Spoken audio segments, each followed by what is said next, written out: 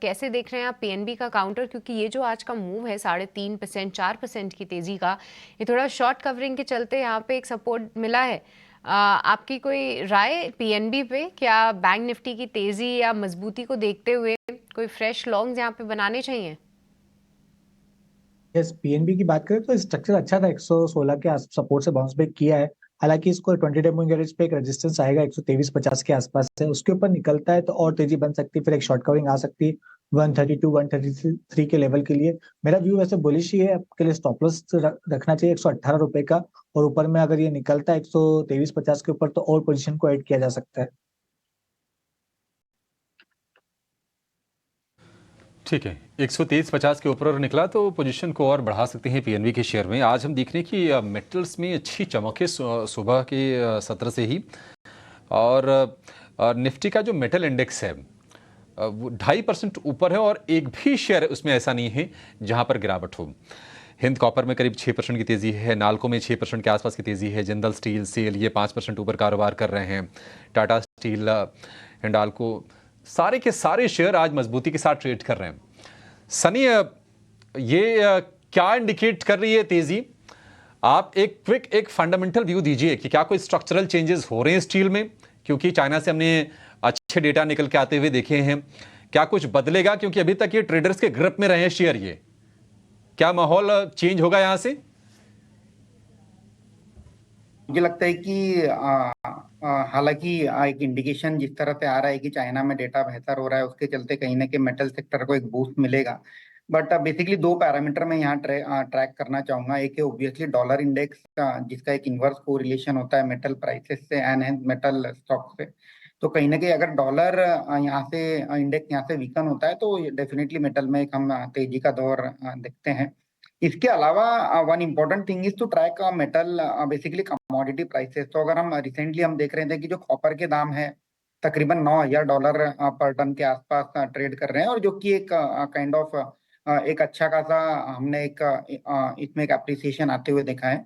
तो as a commodity I would like to bet on copper, और copper को play करने का इंडियन कंपनी में एक ही तरीका है, Hindustan copper.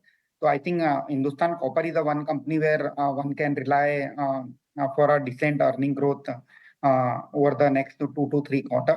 At the same time, मुझे लगता है कि ये जो रैली है मेटल में, वो मेटल प्रोडक्ट के थ्रू भी राइड की जा सकती है। तो अगर हम डोमेस्टिक इंफ्रास्ट्रक्चर की बात करें तो वहाँ जो मेटल प्रोडक्ट्स है, जैसे जो पाइप सेगमेंट है, तो कंपनीज लाइक एपीएल अपोलो हो गया, definitely that company can be one of the key beneficiary over there.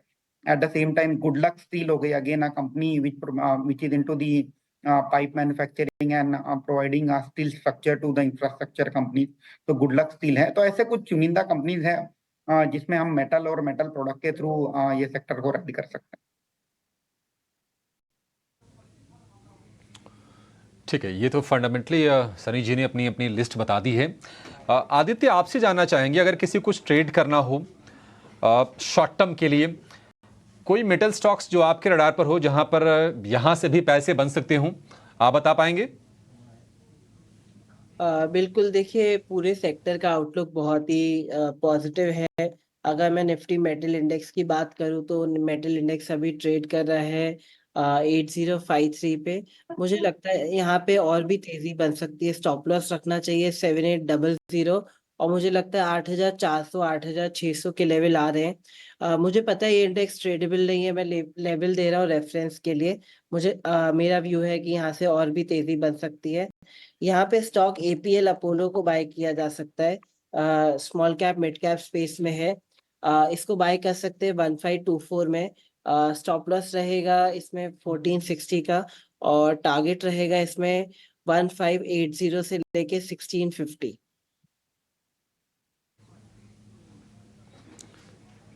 ठीक है, 1650 रुपए तक की टारगेट एपीएल अपोलो में। एक छोटा सा ब्रेक लेंगे, और ब्रेक इंडसइंड बैंक में, और बैंकिंग शेयरों में आज जो तेजी है उसमें कहीं ना कहीं लीडरशिप भी ले रहा है इंडसइंड बैंक। इंडसइंड को जरा चेक कीजिए, क्या यहां पर मौके बन रहे हैं, और क्या इस स्टॉक को बीटीएसटी भी कर सकते हैं क्या? देखिए अभिषेक जी, इंडसइंड बैंक के जो बेयर्स थे इतने दिन से लाल रंग का रंग लगाए जा रहे थे स्टॉक को, पर आज जो बुल्स ने हरा रंग लगाया है तो लाल रंग छुप गया है और मुझे लगता है हरियाली और बढ़ेगी इंडसइंड बैंक में। तो बिल्कुल इसको BTST की तरह लेके जाया जा सकता है।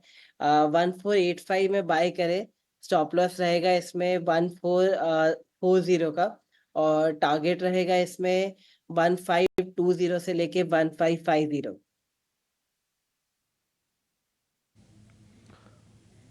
ठीक है, 1550 के टारगेट्स आपको देखने को मिल सकते हैं इंडसइंड बैंक में। ऑटो स्टॉक्स में हम देख रहे हैं कि आज एंसिलरी वाले स्पेस में भी तेजी है, टायर वाले शेयरों में भी थोड़ी थोड़ी रौनक लौट आई है। आज लगातार हम मोमेंटम खराब होते हुए देख रहे थे। जेटी EKT, संतोष जी जरा ये चेक कीजिए आप, तो जेटी EKT कैसा लग रहा है आपको? क्या ट्रेड के मौके यहां पर बन रहे हैं? सब इसे एक ऑटो एंसिलरीज में एक मोमेंटम देखने को मिल रहा है और जेटी की 80 की बात करें तो इसने 200 दिन के मूविंग एवरेज पे एक बहुत ही अच्छा बुलिश कैंडलस्टिक फॉर्मेशन बनाया था और यहाँ पे स्ट्रक्चर बन रहा है अच्छा तेजी का।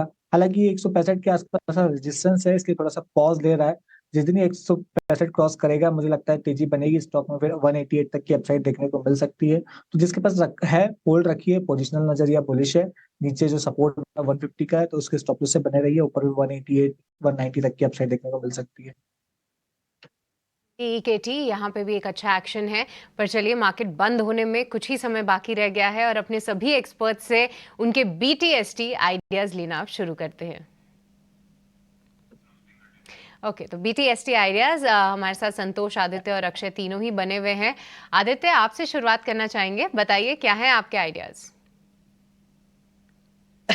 देखिए BTST आइडिया में मुझे लगता है पेज इंडस्ट्री को बाय किया जा सकता है। 34106 में बाय करें। स्टॉप लॉस रहेगा इसमें 33,000 का और टारगेट रहेगा 35,000 से 35,500। ओके, एक ही आइडिया अभी बन रहा है आदित्य की तरफ से, पेज इंडस्ट्रीज, यहाँ पे वो BTST करके जाना चाहेंगे। अब अक्षय, आपसे समझना चाहेंगे, बताइए कहाँ पे है आपकी नज़र? जी, SRF केमिकल स्पेस से है। आप देखिए अभी करंट जैसे हम बात कर रहे हैं ब्रेकआउट हो रहा है। ब्रेकआउट का पॉइंट है 2515। 3 साल का एक ब्रेकआउट पॉइंट है, कंसोलिडेशन था मेजर, उसका ब्रेकआउट देखने को मिल रहा है, तो बहुत ही भारी अपसाइड आपको देखने को मिल सकता है। तो BTST या पोजिशनल आप इसे होल्ड करें जिससे आपकी तरफ चले। तो 2536 का करंट रेट है, BTST करेंगे तो 2600 का टारगेट, पोजिशनल होल्ड करें तो बहुत ही बड़ा टारगेट 2900 तक भी बन सकता है। BTST वालों के लिए सपोर्ट है 2525 की, उसके नीचे स्टॉप लॉस बनेगा। ओके, तो BTST के लिए SRF पसंद आ रहा है। अक्षय, मैं भी इसका चार्ट देख रही थी, बहुत ही बेहतरीन लग रहा है और आपने वो कन्विक्शन जो है उस पर एक स्टैम्प भी लगा दिया। तो BTST आइडिया, SRF, यहाँ पे आप ज़रूर नज़र रखिए। संतोष, आपके BTST ट्रेड्स?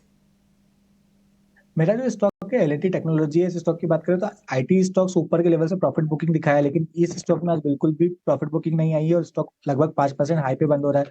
बीच में एक मोमेंटम बना भी था लेकिन मार्केट की कमजोरी की वजह से थोड़ा सा पीछे आया था। मुझे लगता है कि इसमें फ्रेश मोमेंटम बनेगा, शॉर्ट कवरिंग रैली देखने को मिलेगी, तो यहाँ पे खरीदारी करना चाहिए। 5600 तक के टारगेट देखने को मिल सकते हैं, 5400 का स्टॉप लॉस मेंटेन कीजिए।